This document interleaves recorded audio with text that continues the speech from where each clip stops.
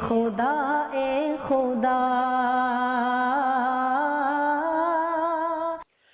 السلام علیکم ورحمۃ اللہ وبرکاتہ۔ الحمد للہ نحمده ونستعینه ونستغفره ونؤمن به ونتوکل علیہ ونعوذ باللہ من شرور انفسنا ومن سیئات اعمالنا ونعوذ باللہ من شرور انفسنا ومن سیئات اعمالنا ونعوذ باللہ من شرور انفسنا ومن سیئات اعمالنا من يهده الله فلا مضل له ومن يضلله فلا هادي له ونشهد أن لا إله إلا الله وحده لا شريك له ونشهد أن سيدنا ومولانا محمدا عبده ورسوله صلى الله عليه وعلى آله وأصحابه وبارك وسلم تسليما كثيرا كثيرا. أما بعد فأعوذ بالله من الشيطان الرجيم. بسم الله الرحمن الرحيم. والمؤمنون والمؤمنات بعضهم أولياء بعض يأمرون بالمعروف وينهون عن المنكر ويقيمون الصلاة ويؤتون الزكاة ويطيعون الله ورسوله أولئك سيرحمهم الله إن الله عزيز حكيم. صدق اللہ العظیم. قابل احترام مائیں، بہنیں اور بیٹیاں اور ہماری بہوئیں اور بچیاں،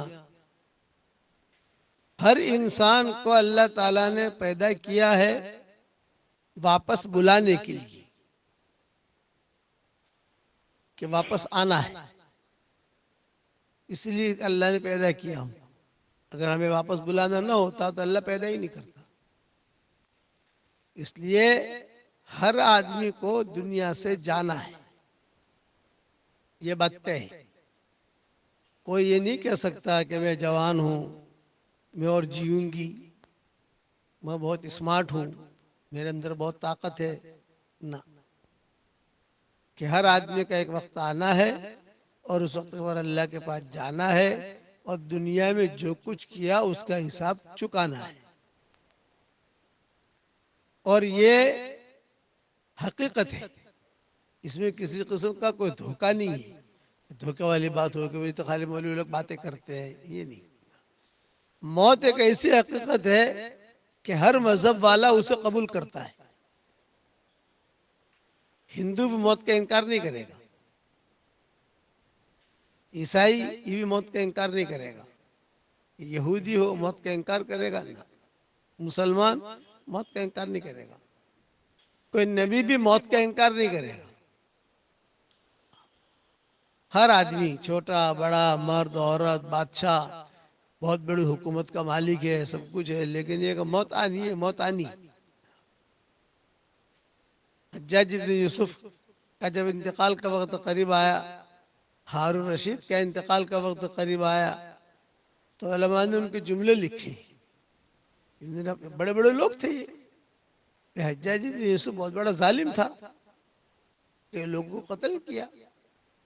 اس نے تو کتابوں میں لکھا ہے کہ اس کا جب انتقال کا وقت قریب آیا تو اس کو ٹھنڈی بہت لگتی تھی. ایسی ٹھنڈی لگے کہ آگ کے اوپر بھی سلا ہوئے تو بھی ٹھنڈک ختم نہ ہو. کانپتا تھا وہ حجاج بن یوسف، کہ اس کو ٹھنڈی بہت لگتی تھی. تو اس وقت کے جو علماء تھے انہوں نے کہا کہ بھی تیرا ظلم اگر رہتے جائے کہ دنیا میں ہی اللہ نے یہ عذاب پکڑ لیا ہے. لیکن اس نے معافی مانگی تھی کہ اللہ، لوگ یہ کہتے ہیں کہ حجاج بن یوسف کو اللہ معاف نہیں کرے گا، لیکن مجھے امید ہے کہ تو مجھے معاف کرے گا. چوک ہوا ہے مجھ سے، میں نے گناہ کیا ہے. بعض علماء نے کہا کہ ہو سکتا ہے اس کی وجہ سے اللہ معاف بھی کر دے. اللہ تو اللہ ہے. ہارون رشید کا انتقال کا وقت جب قریب آیا تو اس کی بڑی حکومت تھی ہارون رشید کی. بنو عباس، بنو عباس، بنو امیہ، یہ تو بڑے خاندان گزرے ہیں جنہوں نے حکومتیں کی.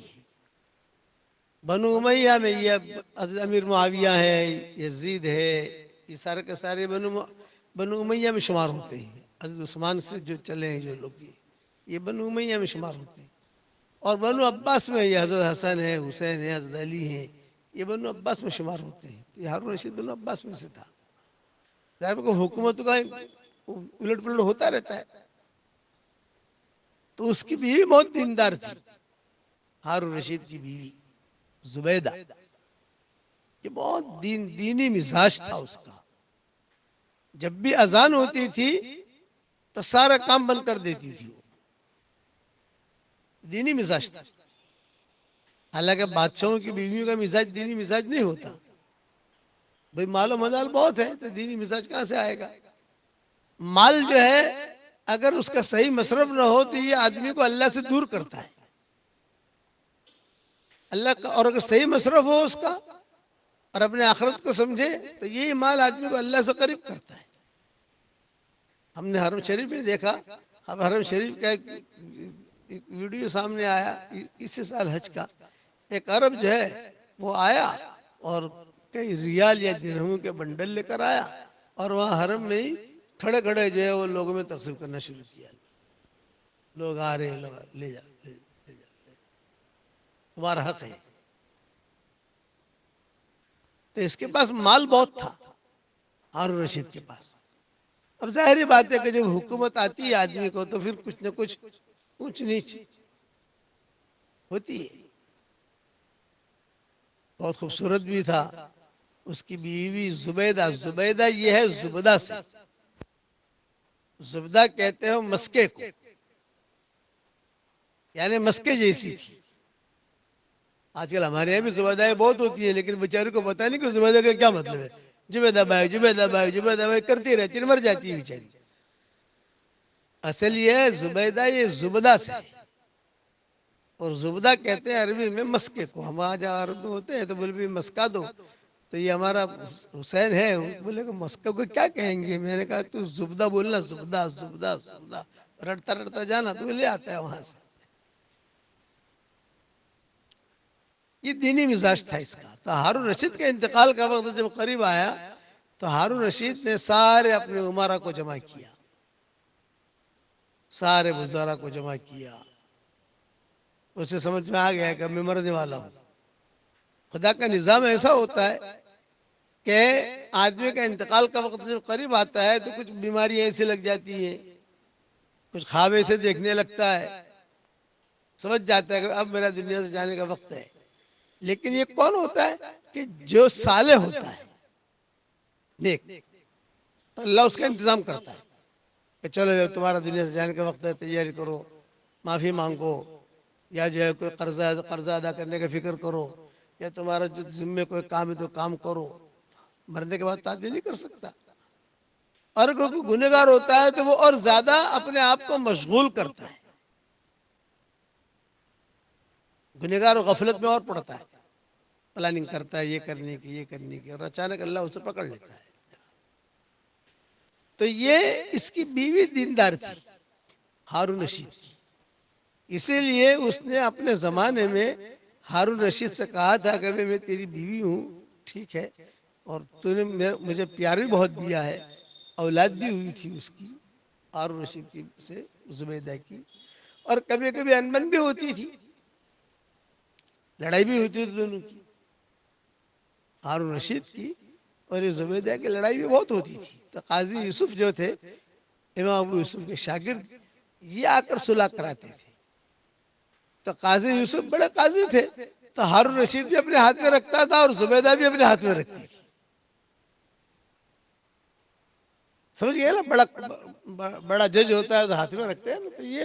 تو یہ قاضی یوسف جو تھے، لیکن یہ تھے بڑے آدمی بہت، یعنی اللہ تعالیٰ نے بہت اونچا نوازا تھا ان کو، قاضی ابو یوسف کو. تو یہ زبیدہ بھی ان کو اپنے ہاتھ میں رکھتے تھے. کوئی کام ہو تو فوراً، واٹس ایپ تو تھا نہیں لیکن باندھی کو بھیجتی تھی، دیکھو آج یہ ذرا ہارون رشید کا موڈ ایسا ہے، آج اس نے جملہ کہا ہے، آج یہ ہوا ہے، آج یہ ہوا ہے، ایک مرتبہ دونوں کی لڑائی ہو گئی ہارون رشید کی اور یہ زبیدہ کی، اور اس کو کوئی طلاق کے جملے کہہ دیے ہارون رشید نے، اور کہا کہ میرے ملک میں رات مت گزارنا۔ اب اس کی حکومت تو تاشکند تک تھی، سمر چائنا تک تھی، ہارون رشید کی حکومت چائنا تک پہنچ گیا تھا وہ، یعنی اس کے ماتحت میں اس کے بھی کچھ علاقے تھے۔ میرے ملک میں رات گزارنے کی تجھے اجازت نہیں ہے، خلاصہ کلام یہ، میں جس چیز کا مالک ہوں اس میں تجھے رات گزارنے کی اجازت نہیں ہے، بس آپ سمجھ گئے نا، بڑی بات ہو گئی، تو نکل یہاں سے۔ اور کب کہا اس نے ظہر بعد کا،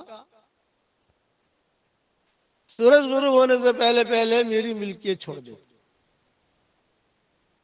اب عورت کہاں جاوے، پریشان، چائنا تک تیری تو حکومت ہے یار، یوں جاؤ تو 5,000 کلومیٹر، یوں جاؤ تو 5,000 کلومیٹر کو تم مالک ہے، 5,000 کلومیٹر کا تم مالک، یہ تم مالک ہے، تو کیسے؟ تو سارے علماء نے کہا کہ زبیدہ کو طلاق ہو گئی، زبیدہ کو طلاق ہو گئی، زبیدہ کو طلاق ہو گئی۔ زبیدہ نے جب ابو یوسف کو بھیجا، ابو یوسف نے کہا بیٹا تیری طلاق نہیں ہوئی ہے، نہیں ہوگی طلاق، ٹینشن مت لے۔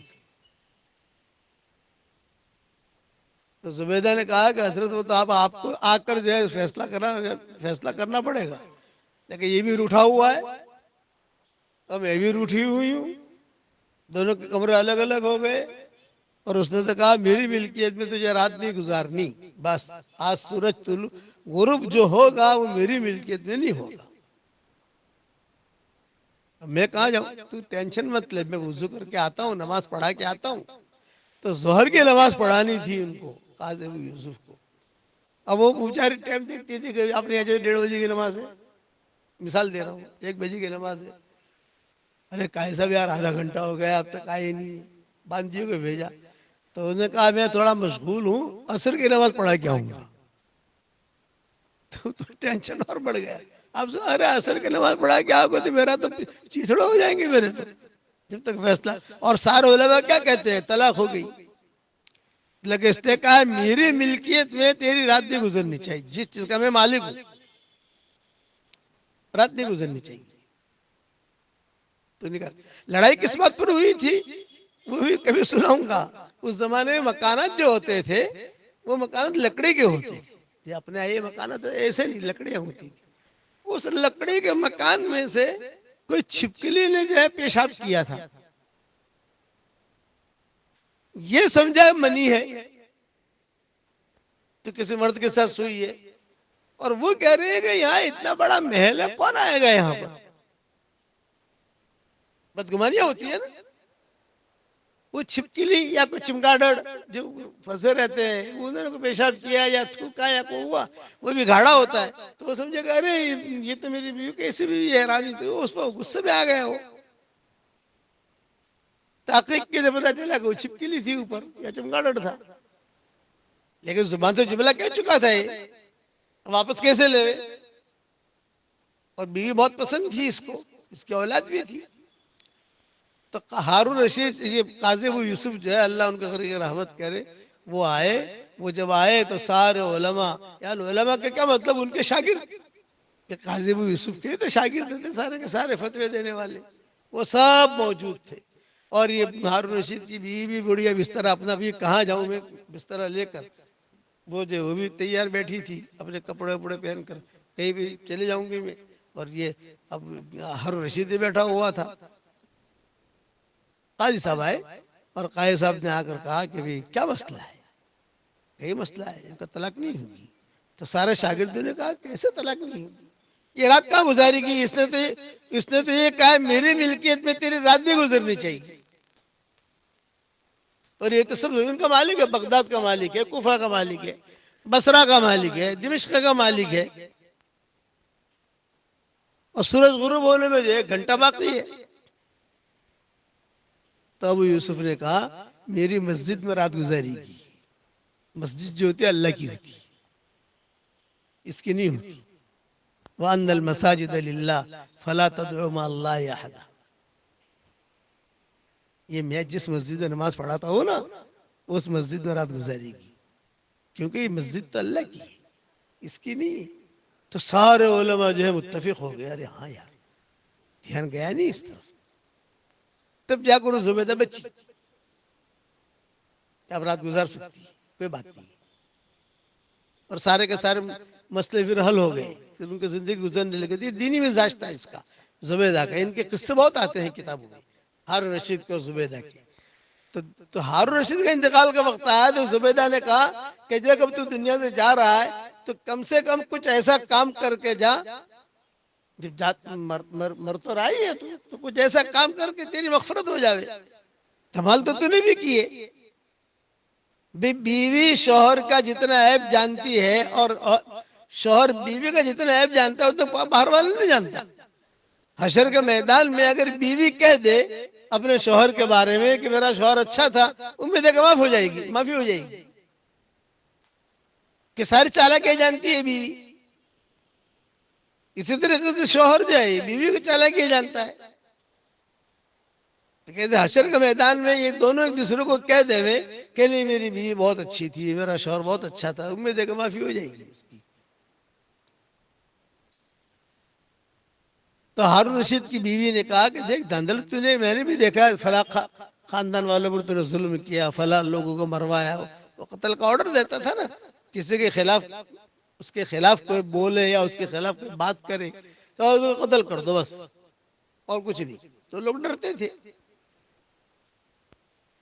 تو ہارون رشید کی بیوی نے کہا کہ اب یہ کام کر، تو جو ہے سب کو بلا کر جو ہے تیری قبر تو دیکھ لے، تیری قبر کیسی ہے، یہ زبیدہ نے کہا۔ چنانچہ ہارون رشید نے کہا اپنے کارندے جو تھے وہ بھی مجھے کہاں دفن کرو گے آپ لوگ۔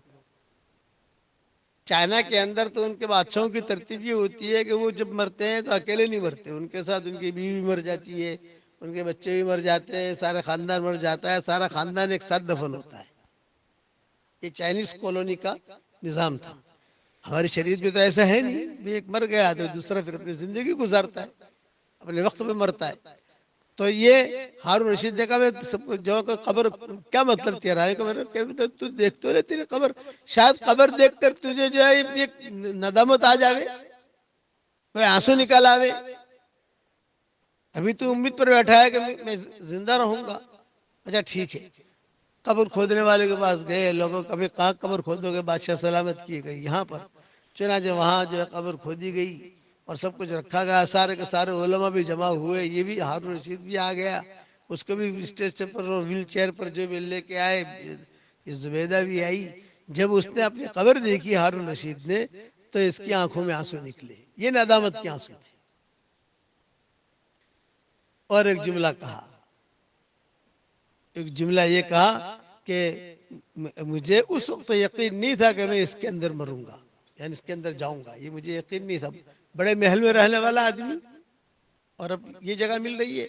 پھر قرآن کی اس نے آیتیں پڑھی، فَأَمَّا مَنْ أُوتِيَ كِتَابَهُ بِيَمِينِهِ فَيَقُولُ هَاؤُمُ اقْرَءُوا كِتَابِيَهْ إِنِّي ظَنَنْتُ أَنِّي مُلَاقٍ حِسَابِيَهْ فَهُوَ فِي عِيشَةٍ رَاضِيَةٍ فِي جَنَّةٍ عَالِيَةٍ قُطُوفُهَا دَانِيَةٌ كُلُوا وَاشْرَبُوا هَنِيئًا بِمَا أَسْلَفْتُمْ فِي الْأَيَّامِ الْخَالِيَةِ وَأَمَّا مَنْ أُوتِيَ كِتَابَهُ بِشِمَالِهِ فَيَقُولُ يَا لَيْتَنِي لَمْ أُوتَ كِتَابِيَهْ وَلَمْ أَدْرِ مَا حِسَابِيَهْ يَا لَيْتَهَا كَانَتِ الْقَاضِيَةَ مَا أَغْنَىٰ عَنِّي مَالِيَهْ هَلَكَ عَنِّي سُلْطَانِيَهْ، اسے بار بار پڑھتا رہا اس آیت کو، هَلَكَ عَنِّي سُلْطَانِيَهْ هَلَكَ عَنِّي سُلْطَانِيَهْ هَلَكَ عَنِّي سُلْطَانِيَهْ، اور ہوتا رہا، ہائے میری بادشاہت ہلاک ہو گئی، هَلَكَ عَنِّي سُلْطَانِيَهْ خُذُوهُ فَغُلُّوهُ ثُمَّ الْجَحِيمَ صَلُّوهُ ثُمَّ فِي سِلْسِلَةٍ ذَرْعُهَا 70 ذِرَاعًا فَاسْلُكُوهُ إِنَّهُ كَانَ لَا يُؤْمِنُ بِاللَّهِ الْعَظِيمِ وَلَا يَحُضُّ عَلَى طَعَامِ الْمِسْكِينِ فَلَيْسَ لَهُ الْيَوْمَ هَاهُنَا حَمِيمٌ وَلَا طَعَامٌ إِلَّا مِنْ غِسْلِينٍ لا یاکلہ الا الخاطئون. یہ پوری آیت اس نے پڑھی اور روتا گیا. وہ بھی رو رہا تھا، ہارون رشید بھی رو رہا تھا، زبیدہ بھی رو رہی تھی، بیٹے بھی رو رہے تھے. بیٹیاں تھی نہیں تھی مجھے پتہ نہیں، بیٹے تو تھے، یہ تو ہے کتابوں میں، لیکن بیٹیاں تھی نہیں تو سارے کے سارے منظر جو لوگ وہ رو رہے تھے. اور تو اس پر زبیدہ نے کہا امید ہے کہ تیرے ہی آنسو کی وجہ سے اللہ تجھے معاف کر دے، کہ تیرے یہ آنسو کی وجہ سے اللہ تجھے معاف کرے گا. اما من اوتی کتابہ بیمینہ فیقول ہاؤم اقرؤوا کتابیہ. حشر کے میدان میں نامہ اعمال کو اڑایا جائے گا. اس کا ترجمہ کر رہا ہوں میں سورہ الحقہ میں 29 پارے میں، کہ حشر کے میدان میں نامہ اعمال کو اڑایا جائے گا. جو دیندار مرد ہوں گے، دیندار عورتیں ہوں گی، ان کے داہنے ہاتھ میں نامہ عمل جائے گا، بائیں ہاتھ ان کا شل ہو جائے گا، لقمہ لگ جائے گا. جیسے کہتا ہے نا غالب آئے اڑے گا تو میں یوں کر کے لے لوں گا، یہ کر لے لوں گی. وہاں چالاکیاں نہیں چلے گی، چالاکیاں دنیا کی حد تک ہے، وہاں پر نہیں. اس لیے کہتے ہیں کہ داہنا ہاتھ ہی چلے گا وہاں، دیندار ہے اس لیے دانا ہاتھ، بے دین ہے تو بائیں ہاتھ چلے گا، دانا ہاتھ ختم ہو جائے گا. دیندار ہے تو دانا ہاتھ چلے گا، بائیں ہاتھ ختم ہو جائے گا. سمجھ لو کہ ٹوٹ گیا وہ، کچھ کام نہیں کرے گا. اس کو اللہ قرآن میں کہتے ہیں فَأَمَّا مَنْ أُوتِيَ كِتَابَهُ بِيَمِينِهِ فَيَقُولُ هَاؤُمُ اقْرَءُوا كِتَابِيَهْ. جس کے داہنے ہاتھ میں نامہ اعمال آیا تو وہ کہے گا، زور زور سے اعلان کرے گا، زور زور سے اعلان کرے گی. ہماری سورت کی بہن ہوگی، سورت کی دیندار لڑکی ہوگی، سورت کی دیندار آپا ہوگی، سورت کی دیندار عورت ہوگی، لیکن دیندار ہونی چاہیے. دیندار بنو اور حقیقی دیندار بنو، بے دین دیندار مت بنو. یہ میرا جملہ یاد رکھنا. آج کل بے دین دیندار بہت ہیں. کپڑے دینداروں کے، کپڑے آپاؤں کے، برقع بھی آپاؤں کا، تصویر بھی آپاؤں کی، اور چہرہ بھی آپاؤں کا، اور باتیں بھی بڑی میٹھی میٹھی کریں گی، تقریریں کریں گی، لیکن زندگی میں دین نہیں ہے. اسے کہتے ہیں بے دین دیندار. امت کو جو نقصان پہنچا ہے بے دین دیندار مردوں سے اور بے دین دیندار عورتوں سے نقصان پہنچا ہے. مفتی احمد خان پوری کے پاس رات میں گیا تھا، میں نے یہی بات ان سے کہی، اور میں نے مفتی احمد باڈولی اور ہمارے مولوی اسماعیل چاسی وغیرہ مدرسے میں گیا تھا، ان سے میں نے کہی. بہت تعجب کیا انہوں نے. میں نے کہا جتنا نقصان پہنچا ہے امت کے مردوں کو اور عورتوں کو، یہودیوں سے نہیں پہنچا، مشرکین سے نہیں پہنچا. یہودیوں سے پہنچا، نصارہ سے کرنا نا، شیعوں سے پہنچا کرنا، بے دین دینداروں سے.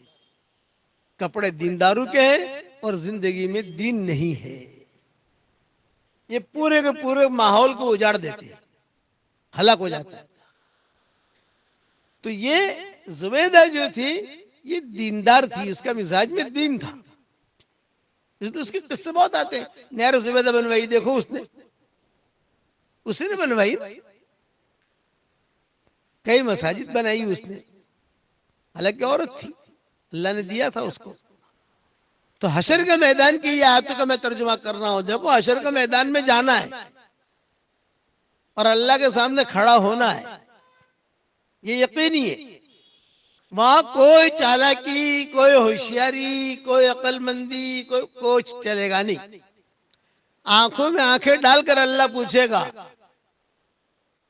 کہ میری بندی کیا لے کر تو آئی؟ تم کہو گے کہ میرا شوہر جو ہے دیندار تھا، ذرا میرے شوہر کو بلا لاؤں، میرے پیر صاحب کو بلا لاؤں، استاد کو بلا لاؤں. اللہ کہے نہیں نہیں، اب بتاؤ آپ نے کیا کیا ہے. ہر ایک کو پوچھا جائے گا، اور آنکھوں میں آنکھیں ڈال کر اللہ تعالیٰ پوچھیں گے. فرشتے کھڑے ہوں گے، جھوٹ نہیں بول سکتی. جھوٹ بولے گی تو اللہ تعالیٰ زبان پر لگام لگا دیں گے. ہاتھ کو کہیں گے بتا تو نے کیا گناہ کیے. ہاتھ کہے گا میں نے چوری کی تھی، ہاتھ بولے گا. تو یہ وہ وقت آنے والا ہے آخرت کا، اس کی تیاری کرنی ہے دنیا کے اندر. اور تیاری کا وقت یہی ہے. فَأَمَّا مَنْ أُوتِيَ كِتَابَهُ بِيَمِينِهِ فَيَقُولُ هَاؤُمُ اقْرَءُوا كِتَابِيَهْ. داہنے ہاتھ میں نامہ اعمال ہوں گے تو کہے گا کہ ہاں میرا نامہ اعمال پڑھو، میرا نامہ اعمال پڑھو، میرا نامہ اعمال پڑھو. انی ظننت انی ملاق حسابیہ، مجھے یقین تھا کہ حساب کتاب دینا ہے. فَهُوَ فِي عِيشَةٍ رَاضِيَةٍ، وہ خوشی والی زندگی میں ہوگا. فی جنت عالیہ، اونچی اونچی جنتوں میں ہوگا. قطوفها دانیہ، اس کے پھل نیچے نیچے لٹک رہے ہوں گے. یہ دیندار تھا، دیندار تھی، دیندار تھا. اور کیا کہا جائے گا؟ کُلُوا واشربوا ہنیئا بما اسلفتم فی الایام الخالیہ. کھاؤ پیو مزے کے ساتھ رہو، دنیا کی زندگی میں تم نے بہت اچھے کام کیے تھے، اب یہ تمہارا بدلہ ہے. جاؤ جنت میں جاؤ، کوئی ٹینشن نہیں. اور بے دین ہوا، نمازیں نہیں پڑھی، چوریاں کی، غیبتیں کی، بہتان باندھے، بہت زبان چلی، شوہر کو بھی ستایا، ساس کو بھی ستایا، ساس نے بیوی کو بھی ستایا، بہو کو بھی ستایا. زندگی چالاکیوں کے اندر گزری، اللہ کے احکامات کو توڑنے میں گزری. نماز پڑھی تو کیا، نماز نہ پڑھی تو کیا، قرآن پڑھا تو کیا، قرآن نہ پڑھا تو کیا. اپنے دین کو بیچا. اس کا اللہ تذکرہ کرتے ہیں. وَأَمَّا مَنْ أُوتِيَ كِتَابَهُ بِشِمَالِهِ فَيَقُولُ يَا لَيْتَنِي لَمْ أُوتَ كِتَابِيَهْ. جس کے بائیں ہاتھ میں نامہ اعمال آیا تو وہ کہے گا کہ ہائے مجھے نامہ اعمال نہ ملتا تو اچھا تھا. اما من اوتی کتابہ بشمالہ فیقول یا لیتنی لم اوت کتابیہ ولم ادر ما حسابیہ. مجھے پتا نہیں تھا کہ مجھے حساب دینا ہے. یہ ولم ادر ما حسابیہ یا لیتہا کانت القاضیہ ما اغنا عنی مالیہ ہلک عنی سلطانیہ. مجھے پتا نہیں تھا کہ میرے سامنے حساب کتاب بھی آئے گا. میرے مال نے مجھے کوئی فائدہ نہیں دیا، میری بادشاہت بھی ختم ہو گئی، میں بھی ختم ہو گیا. سب کہا جائے گا، اللہ تعالیٰ کہے گا. ہمارے مفتی عبدالرزاق تھے بھوپال والے، جب وہ آیت پڑھتے تھے، ہمارے والد صاحب رحمۃ اللہ علیہ یہ آیت عام طور سے بھوپال کے اجتماع میں پڑھتے تھے. ویسے ہر اجتماع میں پڑھتے تھے، لیکن بھوپال کے اجتماع میں ان کا ٹون الگ ہوتا تھا. تاج المساجد میں اس وقت اجتماع ہوتا تھا. اب تو تاج المساجد میں نہیں ہوتا، کسی جگہ جنگل میں لے گئے ہیں. لیکن یہ آیت پڑھتے تھے تو اس آیت میں بہت روتے تھے کہ حشر کے میدان میں یہ بے دین آدمی یہ اپنے ہر چیز کا انکار کرے گا. اپنے فلیٹ کا بھی انکار کرے گا، اپنی ڈگری کا بھی انکار کرے گا، اپنی بادشاہت کا بھی انکار کرے گا، اپنی طاقت کا بھی انکار کرے گا، اپنی صلاحیت کا بھی انکار کرے گا کہ میں نے کچھ نہیں کیا. پھر اللہ تعالیٰ کہیں گے اس کو پکڑو، توق پہناؤ، اسی جہنم میں داخل کرو. ہارون رشید نے یہ آیتیں پڑھی ہیں اپنے مرنے سے پہلے، اپنی قبر دیکھ کر. اس پر جو ہے اس کے جتنے بھی لوگ تھے، حاشیہ جسے کہتے ہیں، یہ سب بہت روئے. زبیدہ بھی بہت روئی. دینی مزاج تھا تو وہ اچھا کبھی کبھار بیوی کا مزاج دین کا ہوتا ہے، یہ شوہر کو دین کی طرف ابھارتی ہے.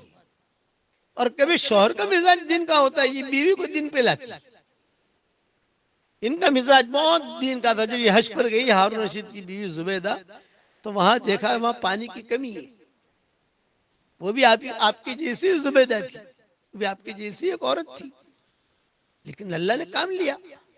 امام ابو حنیفہ رحمۃ اللہ علیہ جیل میں تھے تو امام ابو حنیفہ رحمۃ اللہ علیہ نے بادشاہ سے کہا کہ مجھے جو ہے جانا ہے حج کے لیے، مجھے جانا ہے اور میں سیدھا انشاءاللہ حج میں جاؤں گا، اور حج میں جا کر سیدھا عرفات اور حضور صلی اللہ علیہ وسلم کی زیارت کر کے وہاں سے واپسی میں سیدھا میں جیل میں آؤں گا.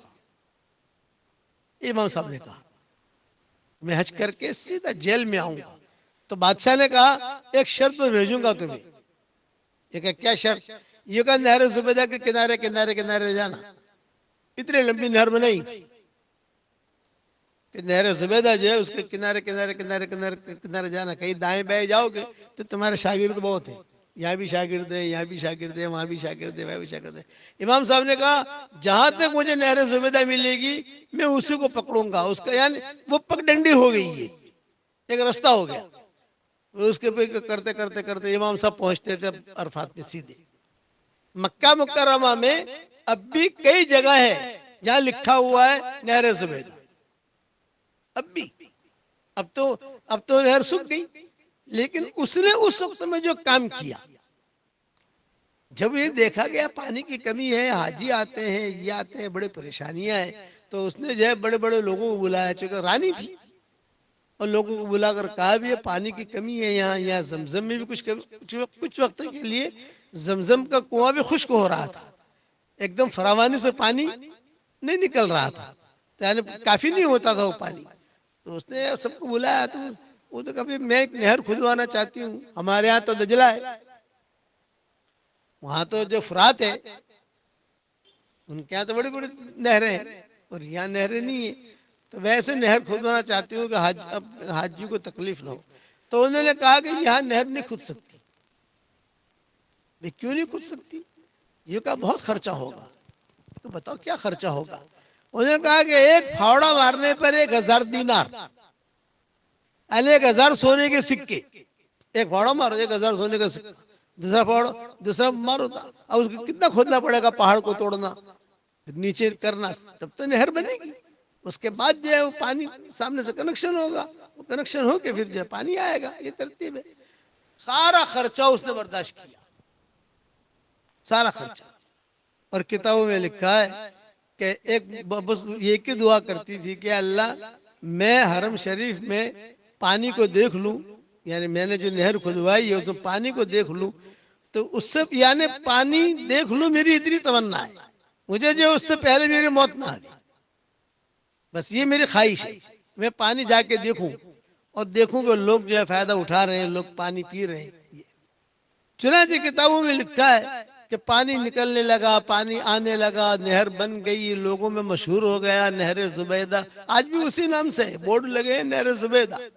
اب تو بورڈ بھی گھس گئے کہ کوئی دھیان بھی نہیں دیتا اس طرف کہ نہر زبیدہ نہر زبیدہ۔ تو اس نے ترتیب یہ بنائی تھی، اونٹوں پر پیسہ بھیجتی تھی،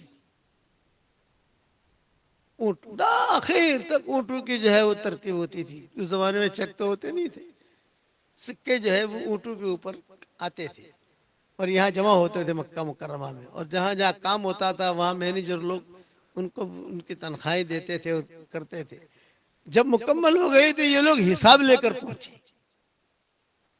اس زمانے میں حساب کاغذ پہ تو ہوتا نہیں تھا، کاغذ تو عرب میں تھا ہی نہیں، کاغذ کی بہت قلت تھی، اسی وجہ سے قرآن جو ہے کاغذ پہ نہیں لکھا گیا اس دور کے اندر، یہ لکڑیوں پر یا پہاڑوں پر یا جو پتھروں پر جو قرآن لکھا گیا، کئی چیزیں اب بھی قرآن کی آیتیں کئی ملے گی آپ کو جگہ پر، الگ الگ جگہوں پر پتھروں پر لکھی ہوئی۔ تو کاغذ تھا نہیں، کاغذ بعد میں وجود میں آیا، دوسرے ملکوں میں کاغذ آ گیا تھا، حجاز میں کاغذ تھا نہیں۔ تو یہ جو ہے اونٹوں کے اوپر سارا کا سارا حساب کتاب لے کر، کچھ پیسے بچ بھی گئے تھے اس میں سے، جتنے پیسے بھیجے تھے بچ گئے تھے پیسے، سارا لے کر یہ پہنچا زبیدہ کے پاس، اور ٹائم لیا کہ ملنا چاہتے ہیں کہ کیوں آئے، یوں کہا حساب کتاب لینے آتے۔ اس کی عادت تھی زبیدہ کی، عصر کی نماز کے بعد اس کے محل کے قریب میں ایک نہر جاتی تھی، تو وہاں اپنے باندیوں کے ساتھ بیٹھتی تھی، اپنے پاؤں نہر میں ڈال کر، اب اس کو قہوہ پینا، دودھ پینا، یا جو باندیاں ہوتی تھی ان کے ساتھ گپ شپ کرنا، یہ اس کی عادت تھی۔ تو انہوں نے وقت دیا، اور وہاں کا اس جگہ کا وقت دیا، پردہ لگوا دیا۔ جب وہ حساب کتاب لے کر پہنچے تو اس نے سوال کیا، کیا حساب کتاب لائے ہو آپ؟ یہ کہا آپ نے اتنے پیسے بھیجے، اتنا خرچ ہوا، اتنا بچا، تو واپسی میں وہ پیسہ بچا ہوا لے کر آئے ہیں۔ تو بولے وہ بچا ہوا پیسہ کتنا ہے؟ بوریاں ہیں، بوریے میں تھی۔ بولے وہ وہاں رکھو، باقی کیا ہے، لکھا ہوا کیا ہے تمہارے پاس، کہ کون سا پیسہ کہاں استعمال ہوا، لوہے میں کتنا پیسہ استعمال ہوا، مٹی میں کتنا پیسہ استعمال ہوا، مزدوروں کو دینے میں کتنا پیسہ استعمال ہوا، وہ سارا کا سارا وہ لکھا ہوا مجھے دو۔ تو وہ لکھا ہوا بھی بڑے بڑے چوپڑوں میں تھا، وہ بھی اونٹوں پر آوے ایسا تھا، کوئی اتنا آسان تو تھا نہیں. تو سارے کے سارے چوپڑے جو ہے وہ اندر منگوائے اور اس نے کچھ دیکھا ویکھا نہیں. اپنے محل میں سے اود کی شیشی منگوائی اور اود کی شیشی اس میں انڈیلی اور اتر بھی انڈیلا اور پھر اللہ کی طرف دیکھ کر کہا کہ آسمان کی طرف دیکھ کر کہا کہ اللہ یہ حساب کتاب لے کر آئے ہیں میرے پاس، میں ان سے کوئی حساب کتاب لیتی نہیں ہوں، میں اس کو جو ہے اسی سمندر میں ڈال دیتی ہوں، تو بھی مجھ سے حساب کتاب مت لینا. یہ جملہ کہا زبیدہ نے کہ حساب لے کر آئے ہیں سب، اور کہا کہ میں ان سے کوئی حساب کتاب لیتے. پوچھتے ہیں نا بھی اتنے پیسے کہاں لگائے، بھی یہ تو زیادہ تم نے دیے اس کو، یہ پیسہ بھی زیادہ دیا. کچھ نہیں، وہ آیا اور اس نے جو ہے وہ اپنی اوڑھنی منگوائی، اس اوڑھنی کے اندر خوشبو لگوائی اور یہ حساب کتاب وہ جو دفتر تھے وہ بندھوائے اور خود سمندر کو، چونکہ وہ نہر کے کنارے پر بیٹھی ہوئی تھی، وہ ڈال دیا اور ایک جملہ کہا کہ میں ان سے کچھ پوچھ تاچھ نہیں کرتی، کوئی حساب کتاب نہیں لیتی، بس میری اتنی درخواست ہے کہ تو بھی مجھ سے حساب کتاب مت لینا. اس پر آواز آئی کہ جا تجھے معاف کر دیا گیا، دنیا میں تجھے معاف کر دیا گیا، ختم ہو گئی بات. جب ایسا وَأَمَّا الْبَاقِي، وہ علماء تھے بڑے بڑے لوگ جو ان کو وَأَمَّا الْبَاقِي، پیسے بہت بچے ہیں اس کا کیا کرنا. یہ فرمایا یہ باقی پیسے جو ہیں یہ حرمین شریفین کے فقراء پہ لگا دیے جائیں، واپس لے جاؤ. ایسی زبدائے بنو صورت کے اندر، اللہ کرے ایسے زبدائے پیدا ہو اور دین والا مزاج پیدا ہو. بس میں بات تو اسی پر ختم کرتا ہوں. میرا ایک جملہ یاد رکھنا جو آج میں نے مفتی احمد خان پوری کے سامنے بھی کہا، مفتی محمد باڈولی کو بھی کہا، رات راویل میں بیان ہوا بچوں میں، شاید غالباً ان میں بھی کہا، یا درس ہو رہا تھا وہاں گئے تھے مولوی اسماعیل چاشوی کے درس میں بیٹھے تھے ہم، تو انہوں نے کہا کچھ بیان کرو، تو میں نے بھی ایک ہی جملہ، بے دین دیندار نہیں بننا، بے دین دیندار آپا نہیں بننا. کیا مطلب؟ دینداری کا حلیہ ہے اور زندگی میں بے دینی ہے. اس نے امت کو اجاڑا ہے. یہ ہمیشہ میرا جملہ یاد رکھنا، بے دین دیندار نہیں، امت کو اجاڑا ہے. جتنے مدرسے اجڑے ہیں، جتنی جماعتیں اجڑی ہیں، یہ بے دین دینداروں نے اجاڑی ہے. اس لیے اپنی زندگی میں دین لاؤ، نیک بنو، اور چوک ہو جائے معافی مانگو. انسان چوک ہوتی ہے آدمی معافی مانگے. نمازوں کا اہتمام کرو، قرآن شریف کی تلاوت کا اہتمام کرو، اللہ کے احکامات کو پورا کرو. اور یہ جو میں نے کہا ہے حشر کا میدان اللہ کے سامنے کھڑا ہونا ہے، آپ بھی کھڑے ہوں گے، ہم بھی کھڑے ہوں گے. یہ نہیں ہے کہ مولوی صاحب چھوڑ جائیں گے نا، مولوی لوگوں کو تو اللہ بجلنے پہ زیادہ پکڑے گا. مولوی جو ہے نا ان کو تو ان کی تو بڑی ذمہ داری ہے، ان کو زیادہ پکڑے گا. تمہارے پیچھے تو قوم چل رہی تھی، تم نے قوم کو کیسے چلایا؟ آپاؤں کو تو اللہ زیادہ پکڑے گا کیونکہ تمہارے پیچھے تو عورتیں چل رہی تھی. اس لیے اپنے آپ کو آپا بناؤ، دیندار آپا بناؤ، اور اس کی فکر کرو، اللہ سے مانگو. اب میں آپ لوگوں کو ایک ہدیہ دیتا ہوں، 10 مرتبہ سورہ اخلاص پڑھو تو جنت میں ایک محل تیار ہو جاتا ہے. 20 مرتبہ پڑھو 2 محل تیار ہو جاتے ہیں. 30 مرتبہ پڑھو 3 محل تیار ہو جاتے ہیں. تو آج کل میں اپنے شاگردوں کو کہتا ہوں کہ روزانہ 313 مرتبہ سورہ اخلاص پڑھنے کی عادت ڈال دو.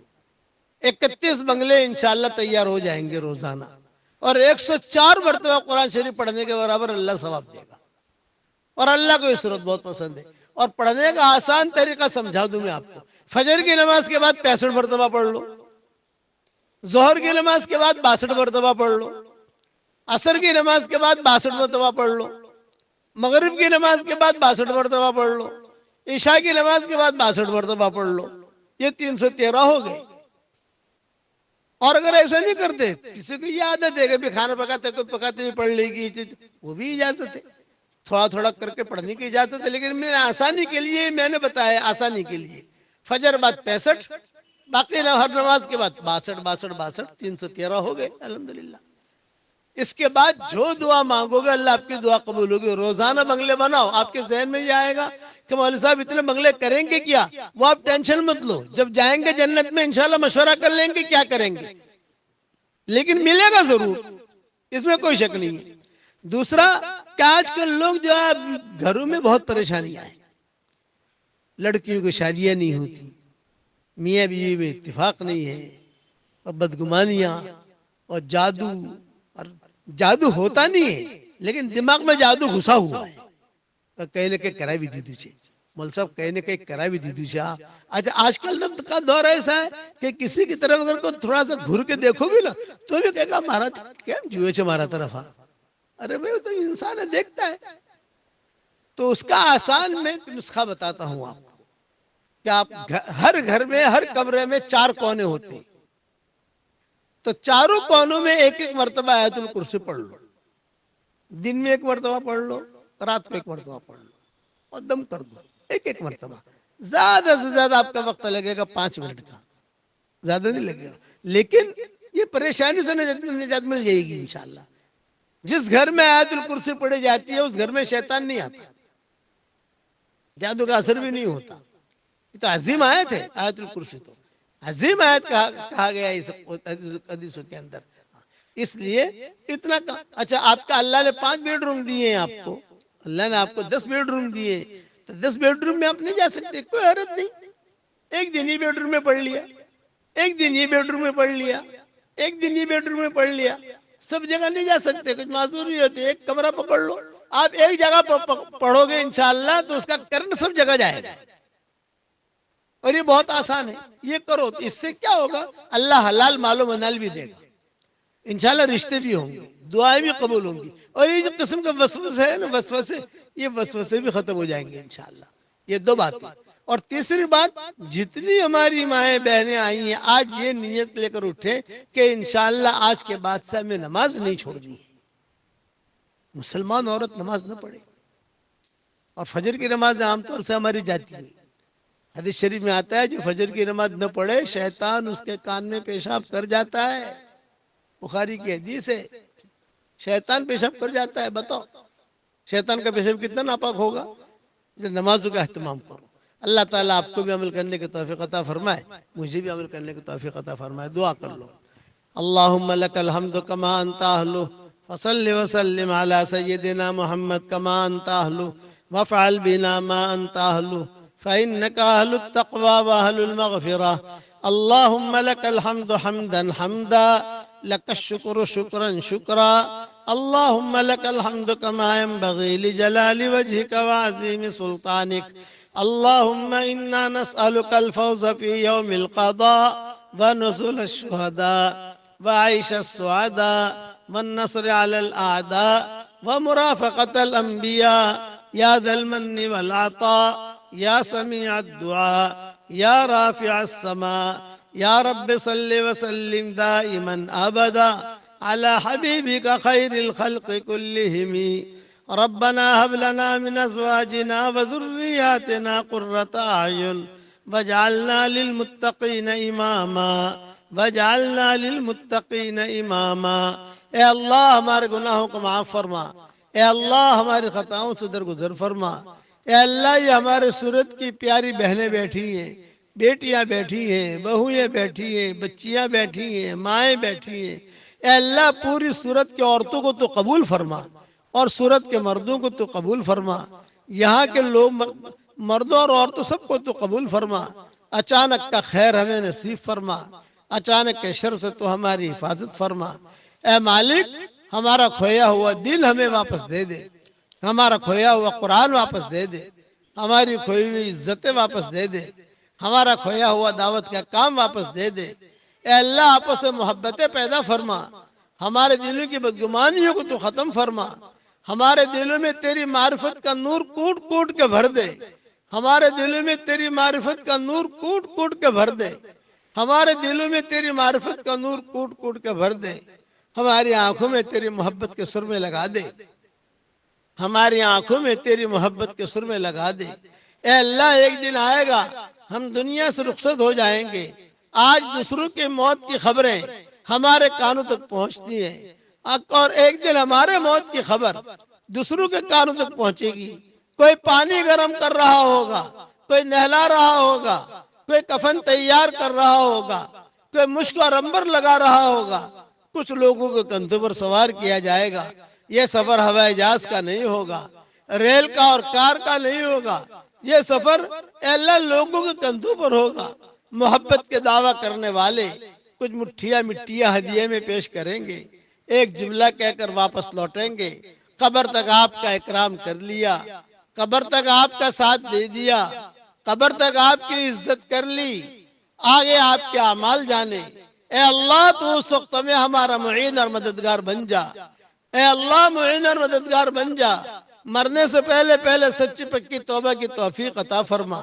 اے مالک، جو کام کرنے سے آپ خوش ہوتے ہو وہ کام کرنے کی ہمیں توفیق عطا فرما، جو کام کرنے سے آپ ناراض ہوتے ہو ہمیں بچنے کی توفیق عطا فرما۔ اے اللہ، یہ مائیں بہنیں بیٹیاں جمع ہوئی ہیں، جس کے دل میں یہ جائز مرادیں ہوں، عافیت سے ان کے جائز مرادوں کو پوری فرما کر اس میں خیر کی شکلیں اور صورتیں پیدا فرما۔ اے اللہ، جن کے یہاں لڑکے لڑکیاں شادی، لڑکے اور لڑکیاں شادی کے لائق ہوں، غیر شادی شدہ ہوں، بہترین جوڑوں کا ان کے لیے انتظام فرما۔ جو بھی اولاد ہو نیک صالح اولاد انہیں نصیب فرما۔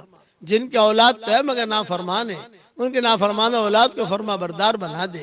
اے خوبصورت پردے والے، اے خوبصورت چادر والے، اے خوبصورت پردے والے، اے خوبصورت چادر والے، ہمارے عیبوں پر پردے ڈال دے۔ ہمیں مصطفی الاخیار میں شامل فرما، ہمیں خیر البریہ میں شامل فرما، شر البریہ سے ہماری حفاظت فرما۔